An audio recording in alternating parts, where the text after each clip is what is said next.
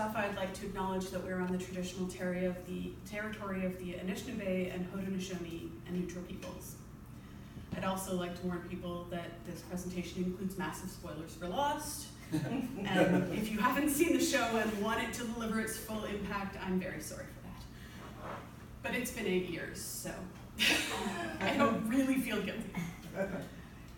In 2016, I found myself sitting in a mobilities classroom learning about mobilities, a new field I'd never considered before, of how movement carries meaning and representations of movement are key to understanding them. My brain moved to television, and specifically the show Lost. The basic premise of the show is that a plane crash leaves a ragtag band of survivors trapped on a desert island, forced to work together to survive. And while there are approximately 40 to 45 survivors of that initial plane crash, only 10 of them really became the cast of the show. And what set them apart, I realized, was their mobility. They left the beach. They moved into the jungle to seek help, to explore, to run. And this idea refused to let go of me and became the basis of this project. Now, over the Labor Day weekend, I had the pleasure to meet Evangeline Lilly, the actress who portrayed Kate Austen, one of my subjects for this project. While giving her a copy, I explained to her how I believed that an examination of the movements of characters can be used to measure that character's growth or change. And she confirmed that that's something that she as an actor is well aware of. She gave an example that the current character that she is portraying, Marvel's the Wasp, is an action hero who fights with a feminine grace.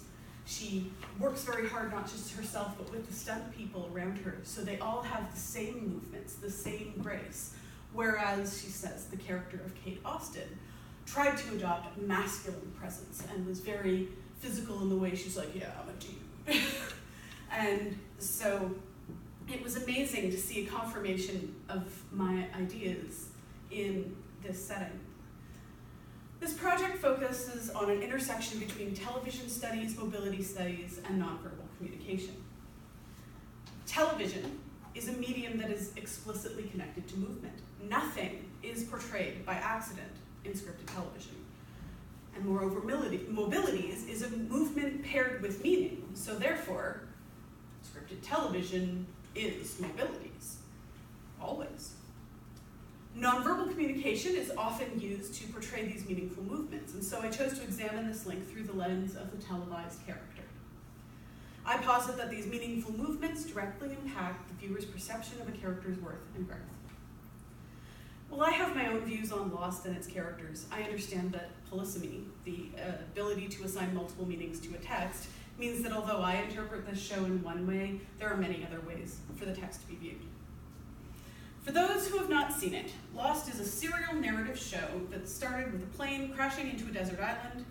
As the first 4 seasons progress, the survivors of the crash are forced to work together to overcome strange odds, such as no one coming out to rescue them, supernatural smoke monster, a group known as the Others, and eventually a tactical force from the mainland which is coming to eliminate them. These episodes include flashbacks that help deepen the understandings of who these characters were before, and flash forwards that show the events of a small group of survivors known as the Oceanic Six, who eventually escape the island and return to civilization. When the Six find they can't stay in the 5th season, they return to the island in an attempt to rescue those who were left behind.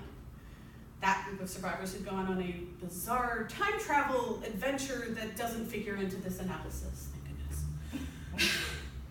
Upon returning to the island, the reunited survivors are now down to approximately 10 people, and they work together to contain the evil smoke monster on the island and escape. And while this final confrontation is taking place, there is a series of what are called flash sideways that accompany them. This is basically that the events of the show never happened, and the plane lands in Sydney as if nothing happened. The viewers are very confused for the first few seasons, and it turns out to be a sort of afterlife where they all come together and find each other again. And I didn't study this because it didn't seem to fit with the character progression. It seemed to be more of a distillation of the characters. So the 3 characters that I studied are Jack Shepherd, portrayed by Matthew Fox, a spinal surgeon who wants desperately to save everyone but has a hard time actually doing so. Kate Austen, portrayed by Evangeline Lilly. She is on the run from the law as the series begins because she's murdered her stepfather to protect her mother. She seems to be a nice person who makes really bad decisions and then fully commits to them. And finally is Hugo Hurley Reyes, portrayed by Jorge Garcia. He is a mega lottery winner, but the win seems to be cursed when people around him begin dying and strange, bad things happen all around. Desperate for someone to believe him, Hugo is trying to find out how to break the curse as the show begins. I used textual and visual analysis to study these characters through the run of the show by watching one episode centered on each episode or each season of the show. I ignored the flash sideways, as I said before. Because of these two things, it's important to note this is not a comprehensive overview of an entire character's presentation. Mobilities are comprised of 3 interconnected tracks, according to Tim Cresswell, a prominent mobility scholar. These are that mobilities are a brute fact, they are represented, and they are practiced, meaning that mobilities happen. We interpret them throughout our lives, and we all do them. A good example of how this representation works is in the ideas of falling and rising in our culture, and how they connect to failure or success. Icarus's fall in Greek mythology. We rise to the occasion and fall from grace. This is just one of the many mobilities concepts I use. The arena of television studies is a wide field that explores the many ways that television represents reality.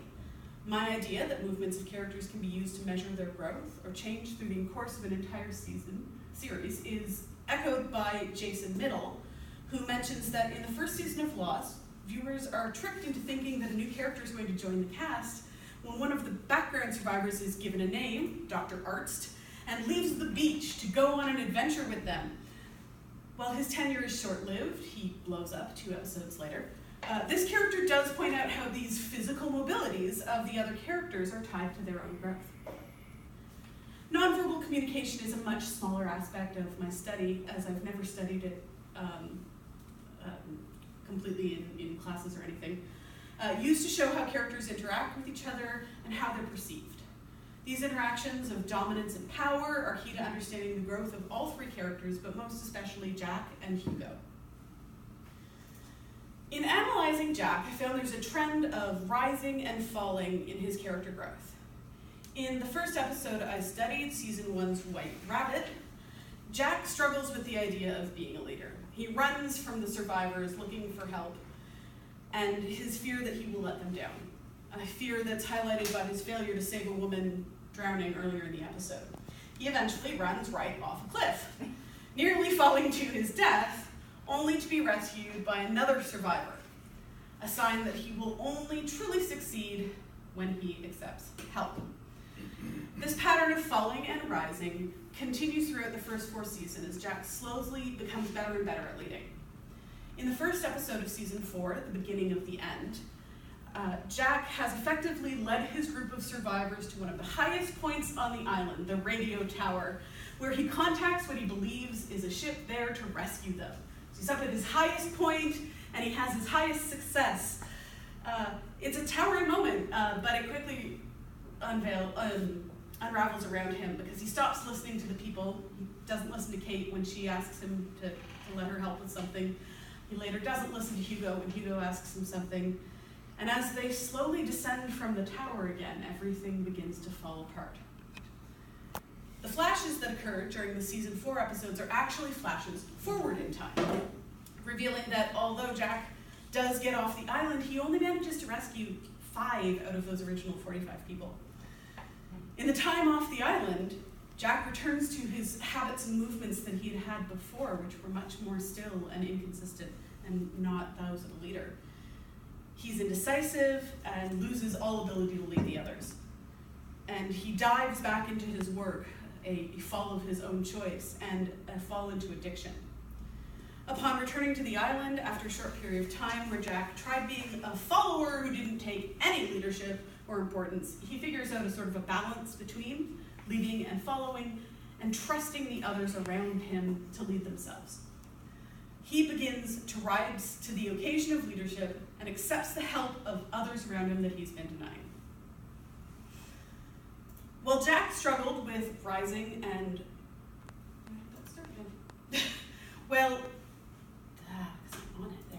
While Jack struggled with rising and falling, Kate Austin is a study in running and escaping her past. She does not change, at least not much, and her previous behaviors are never far behind her. She falls back on them when things go wrong. A good way to examine her movements is through the concept of absence-presence. For those who are unfamiliar with this concept, it's that there is a tension between the physical and the ephemeral. For example, if you're trying to converse with someone who is texting someone else on their cell phone, you are physically with that person, but it can feel as if they are absent. In the same scenario, if you're the person texting, you might feel like you were caught between two people who are there with you, even though you were only with one person. Kate's status as a fugitive is a constant ghostly presence in her life and motivates many of her actions. Kate is forced to be